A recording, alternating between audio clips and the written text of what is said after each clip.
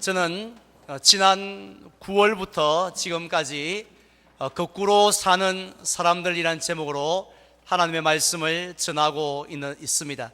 오늘이 그 마지막 13번째 시간인데요. 그동안 산상보훈이라 불리는 마태복음 5장, 6장 그리고 7장의 말씀을 들으면서 우리 성모님들의 마음이 어떠하셨습니까? 우리가 설교를 듣는 방법이 두 가지인데요. 하나는 육신의 귀로 듣는 것이고 또 하나는 영적인 귀로 듣는 것입니다. 우리가 육신의 귀로 들으면 앞에서 무슨 말씀을 한다 할지라도 내게 아무런 느낌이 없고 반응이 없습니다. 하지만 영적인 귀로 듣게 되어지면 그 말씀들이 우리 심령에 부딪히게 되어지는 줄 믿습니다. 이게 무슨 말씀인지 의미인지 다 이해가 되어지시죠? 따라서 지난 13주 동안 영적으로 말씀을 들으신 분들은 설교 시간마다 마음이 썩 편안하지는 아니했는 줄 압니다. 좌불안석이라는 말이 있듯이 설교 시간이 너무 부담스럽고 또 불편한 자리가 되었다고 저는 생각을 합니다. 심지어 이 주제가 빨리 좀 끝이 나서 소망과 위로와 축복의 메시지로 바뀌었으면 좋겠다라고 생각하는 분도 있었는 줄 압니다. 물론 말씀을 전하는 저도 예외는 아니었습니다. 얼마나 힘이 들었겠습니까? 왜냐하면 예수님께서 우리에게 산상보훈을 주신 것은 그냥 이런 좋은 말씀이 있으니까 한번 참조해 보라고, 또 아니면 그 말씀들 가운데 네 마음에 드는 것들은 골라서 지켜보라고 주신 것이 절대로 아니기 때문입니다. 마치 하나님께서 이스라엘 백성들에게 십계명을 주신 것은 반드시 지키라고 순종하라고 주셨던 것처럼 산상보훈을 우리에게 주신 것도 역시 반드시 지키라고 주셨기 때문입니다. 그렇다면 하나님께서 이 산상보훈을 통해서 우리에게 원하시는 삶의 모습은 어떤 모습입니까? 간단하게 한 문장으로 요약을 한다라면 예수님처럼 거꾸로 살으라 라는 말씀입니다. 실제로 예수님은 이 땅에 사시면서 세상 사람들과 거꾸로 사신 분이십니다. 세상 사람들은 더 할 수만 있으면 더 높아지려고 몸부림치는데 예수님은 더 낮아지시려고 했습니다.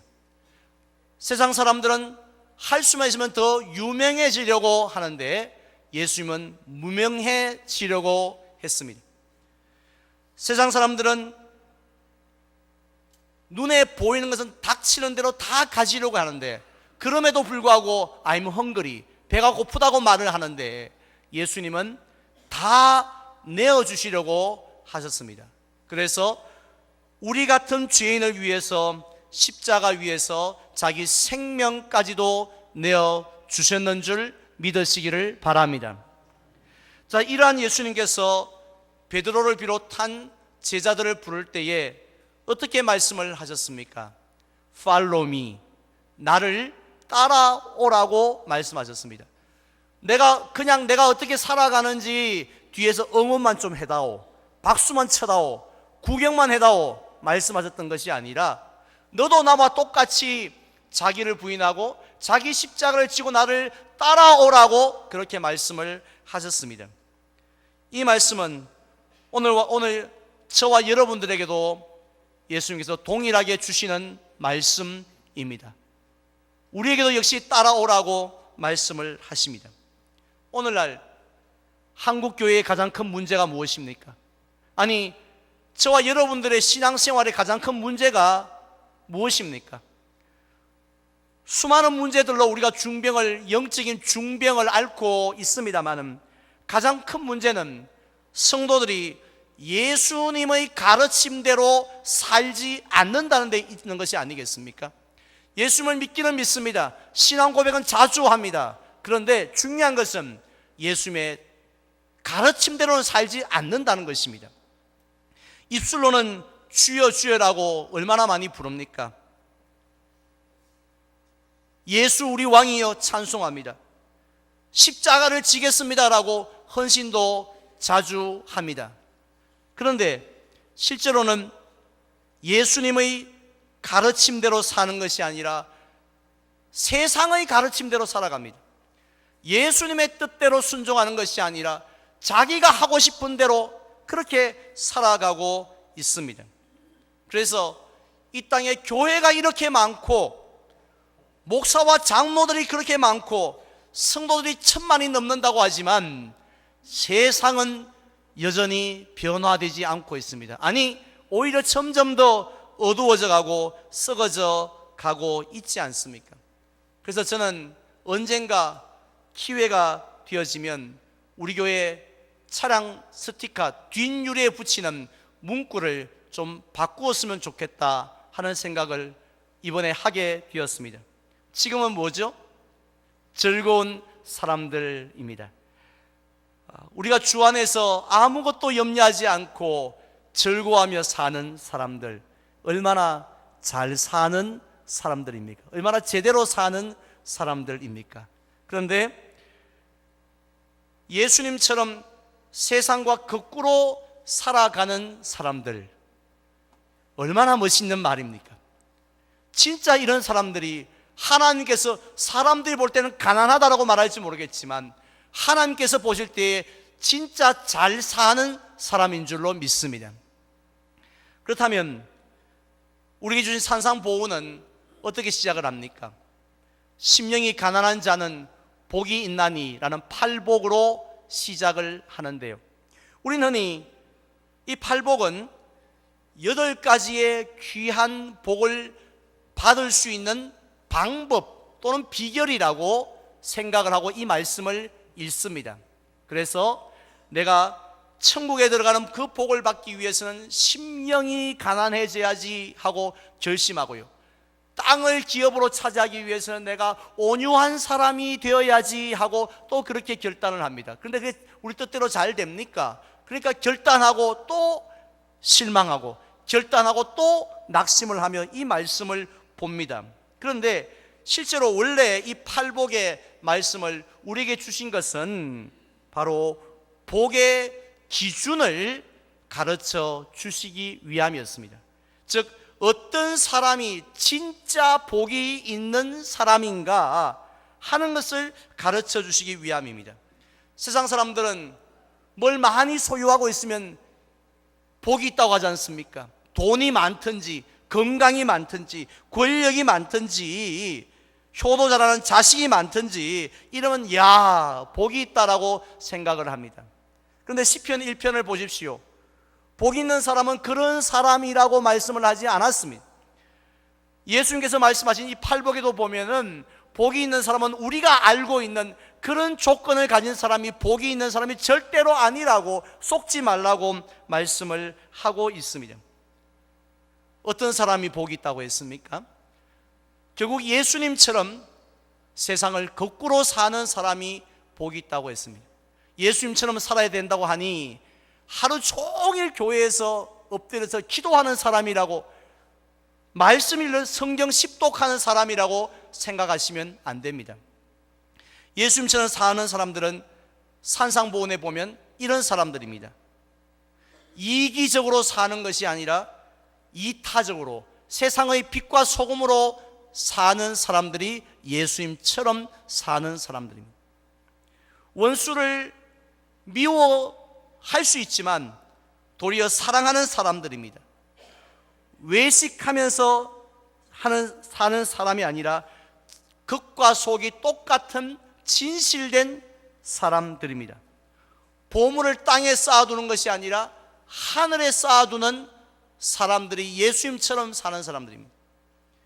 무엇을 먹을까 무엇을 마실까 시간이 날 때마다 염려하는 사람이 아니라 먼저 그 하나님의 나라와 의를 구하는 사람이 예수님처럼 사는 사람들입니다.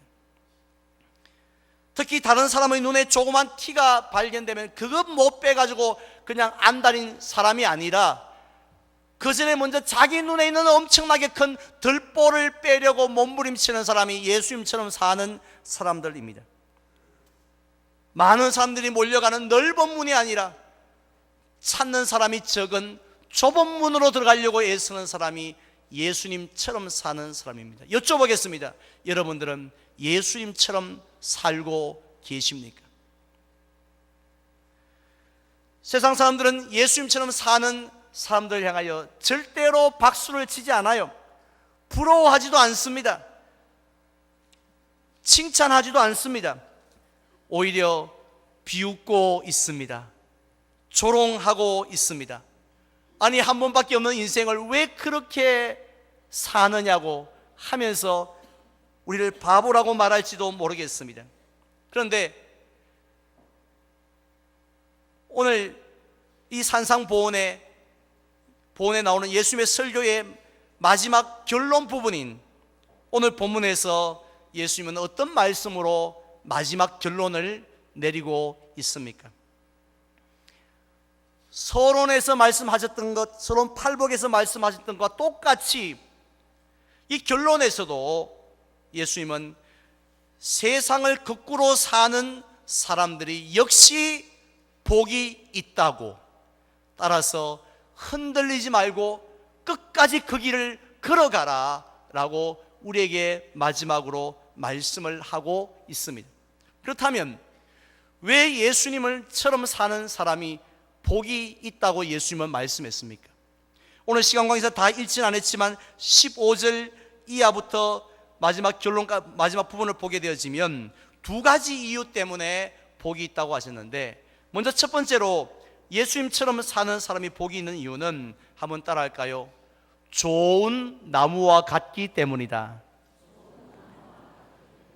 네, 16절 이하에 보면요, 이 세상에는 포도나무나 무화과 나무처럼 사람들을 기쁘게 하는 좋은 나무가 있는 반면에, 반대로 가시나무나 은근퀴처럼 사람에게 아무 쓸모없는 나무도 있다라고 예수님이 말씀하셨습니다.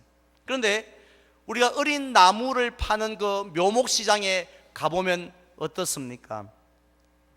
우리가 눈으로 보기에는 어느 것이 사과나무 묘목인지 자두나무 묘목인지 복숭아나무 묘목인지 쉽게 전문가가 아니면 구별하기가 어렵습니다.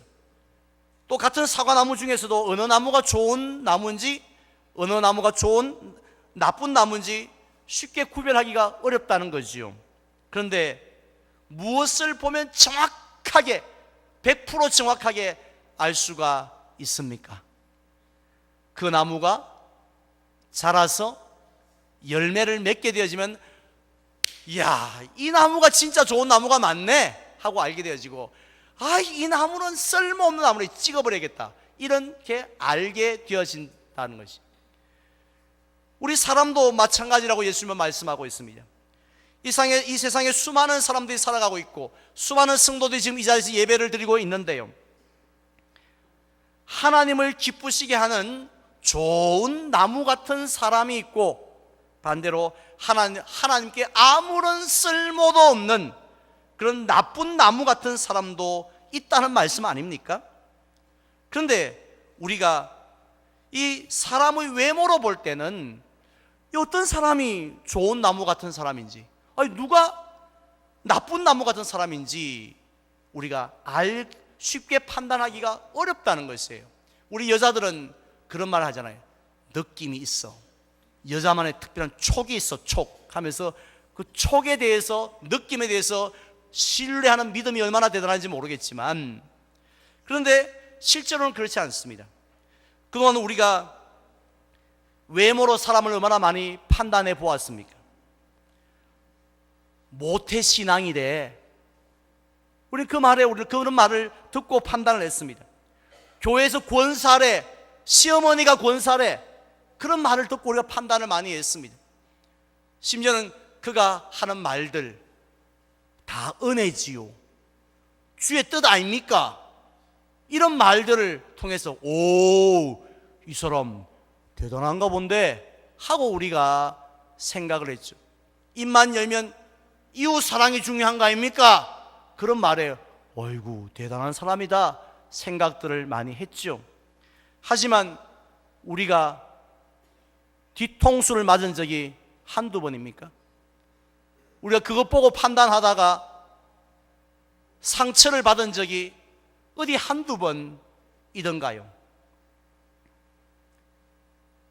왜냐하면 사람들에게는요, 자신도 잘 모르는 놀라운 능력이 있습니다. 별로 안 좋은 능력인데 어떤 능력이냐면 자기 자신을 얼마든지 거룩하게, 얼마든지 착하게, 얼마든지 나라와 민족을 사랑하고 얼마든지 주님의 교회를 사랑한다라고 포장할 수 있는 능력이 있다는 건 여러분 아십니까? 놀랍습니다. 마음만 먹으면 자신의 말로, 자신의 순간적인 재치와 행동으로 쇼를 할 수 있다는 것이죠. 거기에 속지 마십시오. 예수님의 말씀이 그거 아닙니까? 내가 주의 이름으로 선지자 노릇했고 주의 이름으로 귀신도 쫓아냈습니다 라는 그런 말에 넘어가지 말라는 말씀이죠. 그렇다면 무엇을 보면 알 수 있다고 예수님이 말씀하십니까? 그 사람의 열매를 좀 봐라, 열매를 이라고 하신 겁니다. 우린 열매하니까 겉으로 드러난 행동을 생각합니다. 11조인가? 성경을 읽으라는, 성경 몇 동 읽고 그걸 보라는 말씀인가? 새벽 기도를 나오는지 그걸 안 나오는지 그걸 보라는 말씀인가? 생각하는데 놀랍게도 성경에서 말씀하고 있는 열매는요, 성령의 열매입니다. 갈라디아서 5장 22절에 보면 9가지의 성령의 열매가 나옵니다. 우리 다 함께 봉독할까요? 오직 성령의 열매는 사랑과 희락과 화평과 오래 참음과 자비와 양선과 충성과 온유와 절제니 이 같은 것을 금지할 법이 없느니라. 아멘. 물론 11조도 전도도 성경 일독도 열매입니다. 그런데 정말 사람을 판단할 수 있는 가장 정확한 열매는 성령의 열매라는 거죠. 그런데 성령의 9가지 열매를 자세히 보십시오. 모두 다 성품의 열매입니다. 성품의 악하고 이기적인 성품들이, 그 성품들이 예수님을 닮아가는 성품의 변화를 열매라고 말씀을 하셨습니다. 바로 이런 열매를 주렁주렁 많이 맺는 열매, 나무를 좋은 나무라고 말씀을 하신 거죠. 자, 그렇다면 이렇게 아름다운 열매를 가을이 되어지면, 신앙의 추수 때가 되어지면 저절로 맺게 되어지는 이 좋은 나무는 도대체 어떤 사람들입니까? 목사는 무조건 좋은 나무입니까? 장모님의 딸들은 무조건 좋은 나무라고 할 수 있습니까? 중직자는 무조건 좋은 나무라, 그래서 무조건 아름다운 열매를 맺는다고 할 수 있나요? 요한복음 15장에 보면 예수님의 포도나무 비유가 나오는데, 누가 좋은 나무인지, 즉 누가 열매를, 아름다운 열매를 저절로 맺게 되는지를 말씀하셨지 않습니까? 그 포도나무 비유에서 나는 포도나무에 너희는 가지라고 하시면서, 그가 내 안에, 내가 그 안에 거하면 사람이 열매를 많이 맺나니 너희가 나를 떠나서는 아무것도 할 수 없음이라, 그렇게 말씀을 하셨습니다. 결국 누가 좋은 나무입니까? 예수님을 주님이라 모시고요, 예수님의 말씀대로 세상을 거꾸로 살아가는 사람들이 좋은 열매를 맺는 좋은 나무인 줄 믿으시기를 바랍니다. 하지만 반대로 우리가 예수님의 말씀을 따라 살아가지 아니하면 아무리 오랫동안 교회 생활을 한다 할지라도, 아무리 좋은, 남들이 불우한 직분을 가졌다 할지라도 절대로 아름다운 열매를 맺을 수가 없다는 것이죠. 예수님을 안 따라가는데 좋은 열매를 맺는다는 것은 불가능하다는 그런 이야기 말씀입니다. 따라서 하나님께서는 우리를 평가하실 때에 무엇을 보고 평가하시겠습니까? 얼마나 높이 올라갔는지, 얼마나 많이 가졌는지가 아니라 얼마나 많이 변화되었는지를 보시는 줄 믿습니다. 따라서 예수님의 말씀대로 순종하며 비록 힘들지만 그 길을 날마다 따라가면서 변화되어지고 성령의 열매를 저절로 맺게 되어질 저와 여러분들 향하여서 어떤 사람요? 복이 있는 사람이다 라고 예수님이 말씀하신 겁니다. 마지막 두 번째로 왜 우리를 복이 있다고 하셨습니까? 반석 위에 세운 집과 같기 때문입니다. 오늘 본문 24절 이하에 보면 두 개의 집이 나옵니다. 겉으로 볼 때는요, 이 두 개의 집의 설계나 규모나 그 재료에 있어서 큰 무슨 차이가 있다라는 말씀은 전혀 없습니다. 그런데 흥미로운 것은 그 중에 하나는요, 비가 내리고 창수가 나고 바람이 불었을 때에 끄떡도 하지 않았던 반면에 나머지 하나는 심하게 무너졌다라고 말씀하고 있습니다. 그 원인이 어디 있다고 했습니까? 기초에 있다는 거죠. 그 기초가 반석이냐 모래냐에 따라서 이렇게 달라졌다라는 말씀입니다. 결국 우리의 인생도 그렇다라는 것입니다. 우리의 인생길이 호수처럼 잔잔할 때는요, 사람들이 살아가는 모습이, 신앙생활하는 모습이 대동소이합니다. 큰 차이 없습니다. 그런데요, 큰 풍파가 몰아치면 하늘과 땅 차이입니다. 끄떡도 하지 않고 조금 더 흔들리지 아니하는 성도가 있는 반면에 힘없이 무너져 내리는 성도들도 있습니다. 무슨 차이입니까? 신앙 연수의 차이가 아니라고 했죠. 직분의 차이가 아니라고 했습니다. 오늘 24절에 보면 예수님이 말씀하셨죠. 그러므로 누구든지 나의 이 말을 듣고 행하는 자는 그 집을 반석 위에 지은 지혜로운 사람 같으리니, 결국 순종의 차이라는 것입니다. 따라서 아무리 교회 다닌 지 얼마 안 된다 할지라도, 아무리 자기 집안에서 예수 믿는 사람이 아무도 없다 할지라도 예수님의 말씀대로 순종하고 살아가면 무너지지 않는다는 거예요. 왜요? 하나님이 붙들어 주시기 때문인 줄 믿습니다. 하나님이 책임져 주실 줄 믿습니다. 나의 계명을 가지고 지키는 자라야 나를 무엇하는 자라고요? 사랑하는 자라고 예수님 말씀하셨지 않습니까? 그냥 우리가 입술로 주여 사랑합니다, 하나님 사랑합니다 이런다고 해서 우리 하나님께서 그래 네 날 사랑하는구나 하고 덥석 받아주는 분이 아니에요. 하나님께서는 우리가 그의 계명을 가지고 지키는 자라야 나를 사랑한다고, 즉 예수님처럼 세상을 거꾸로 살아가야지, 그런 가치관을 가지고 살아가야지 우리 주님이 그 사랑 보시고 그를 책임져 주시고 그를 붙들어 주시되 어떠한 환난 앞에서도, 심지어 죽음 앞에서도 흔들리지 않도록 붙잡아 주시는 줄 믿으시기를 바랍니다. 하지만 아무리 강하다 할지라도 모태신앙이요, 주변에 기도하는 사람이 많다고 합니다. 성령 지식도 많아요. 그러나 하나님의 예수님의 말씀대로 순종하고 살아가지 아니하면 죄송하지만 환난이 왔을 때 무너집니다. 보십시오, 힘들 때 무너집니다.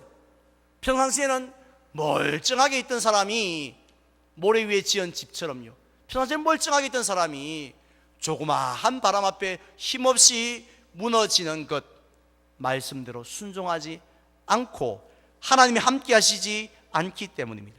따라서 예수님은 세상을 예수님처럼 거꾸로 사는 사람들을 향하여서 어리석은 자라고 말씀하지 않고 참 지혜로운 사람이라고, 인생을 제대로 사는 사람이라고, 참 복 있는 사람이라고 말씀하시면서 예수님의 그 귀한 설교를 마치셨습니다. 따라서 예수님이 설교를 마치셨기 때문에 저도 설교를 마치려고 합니다. 하나님께서는 예수님의 보혈로 구원을 받은 저와 여러분들 얼마나 귀한 인생입니까?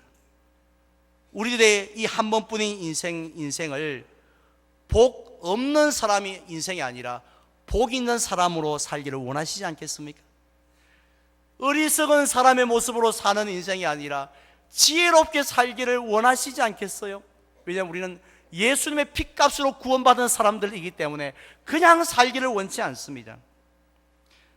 자, 그렇다면 어떤 사람이 복이 있는 사람이라고 예수님이 말씀하셨습니까?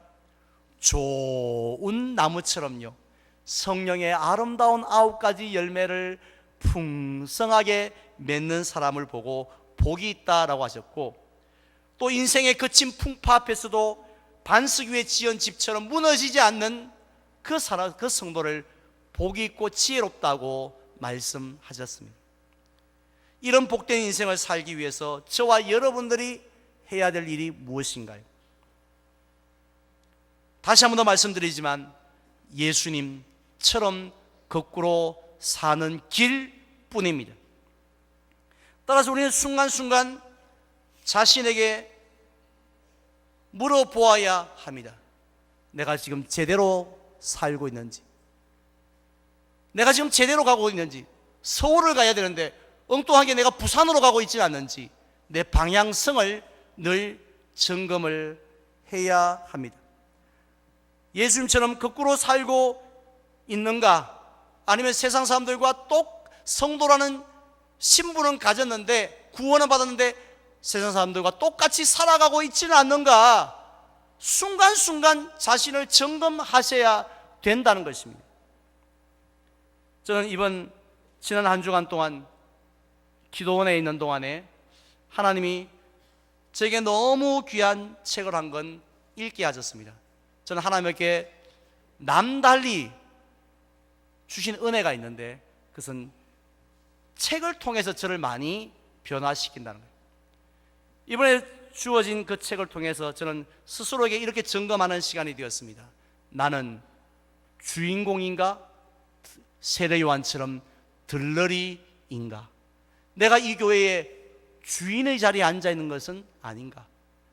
또 나는 목회자로서 카우보이처럼 총을 차고 말 위에 앉아서 그렇게 둘러보면서 양들을 관리하는 카우보이인가? 아니면 그들과 함께 뒹굴고 울며 웃고 있는 목자인가? 나는 지금 점점 높아지고 있는가? 나는 지금 점점 더 낮아지고 있는가? 나는 지금 넓은 문을 향하여 달려가고 있는가? 좁은 문을 향하여 달려가고 있는 목회인가? 돌아보는 시간을 가졌습니다. 오늘 여러분들은 내년도 헌신작정서를 받으셨습니다. 목사나 성도나 똑같습니다. 사모나 장모님도 역시 똑같습니다. 가능하면 좀 편해지고 싶고, 가능하면 좀 우리가 고생을 덜 하고 싶은 것이 인간의 본능입니다. 하지만 그렇게 사는 것은 잘 사는 게 아닙니다. 세상 사람들과 거꾸로 살아야 합니다. 그것이 지혜롭고 복된 인생인 줄로 믿습니다. 그래서 저와 여러분들의 인생이 정말 예수님처럼 삶을 살아서 복된 인생 되시기를 주님의 이름으로 축원을 드립니다.